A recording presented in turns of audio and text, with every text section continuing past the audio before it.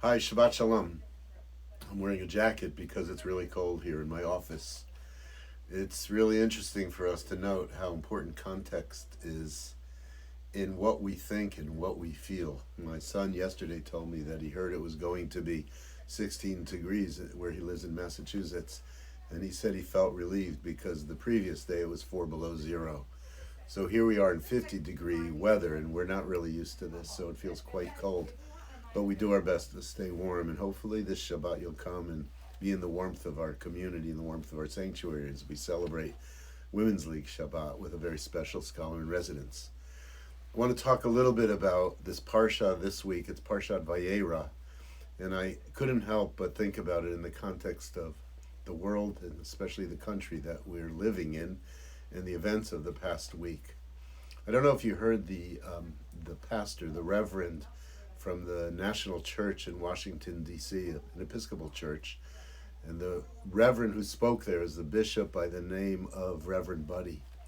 She was absolutely phenomenal. She spoke in very easy to understand language. And she spoke about one of the calls of our time for the religious soul, the religious spirit. It wasn't political, but it was about a dimension of God that can be reflected in human beings. This week's Parsha begins with God appearing to Moses and saying that I am the God who appeared to your ancestors by one name. The name was El Shaddai, the Almighty God. But I did not make your people know one of my other names. And God, as we know, is known by many names, and that's Yud He Vav He. We read it as Adonai, but some refer to it as Jehovah or Yahweh. That's the God who appeared as I will be that which I will be. So what's going on here? Well, we know the people have entered into slavery, and God sees their suffering. God sees their pain, and he responds to that suffering and to that pain. He wants them to be liberated, and so he sends the plagues. We know that when he sends the plagues, the response of Pharaoh is to harden his own heart. He doesn't see the suffering of other people. And that's such a critical dimension of the manifestation of God.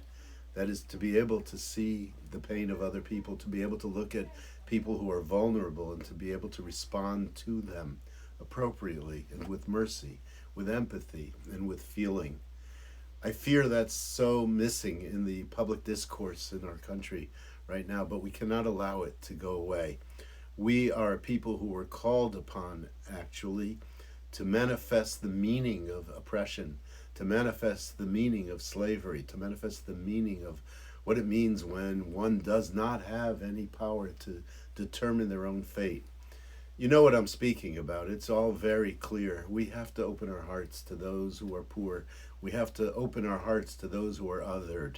We have to open our hearts to the immigrants amongst us. We have no choice if we want to live a life that is godly. Shabbat Shalom.